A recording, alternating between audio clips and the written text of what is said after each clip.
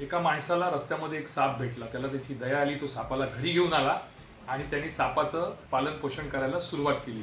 घरच्यांनी नातेवाईकांनी त्याला नको सांगितलं, पण तो ऐकायला तयार नाही. तो पूर्णपणे त्या प्रेमात होता. त्यामुळे घरचे नातेवाईक त्याच्यापासून दूर झाले, त्याच्यापासून म्हणण्यापेक्षा सापापासून. आणि असं झालं की तो त्याचं सापावर इतकं प्रेम जडलं की तो सापासाठी सर्व करू लागला, त्याला दूध पाजू लागला, त्याची काळजी घेऊ लागला. आणि एका दिवशी सापाने त्या माणसाला डसलं.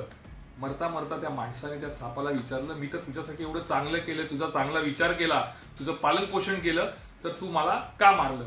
त्यावर सापाने असं सांगितलं की तू खरंच चांगला माणूस आहे, पण काय करणार, मी माझी सवय, माझी फितरत कशी सोडू शकतो? आज माणसांच्या अवतीभोवती देखील मानवी रूपामध्ये असे अनेक साप आहेत.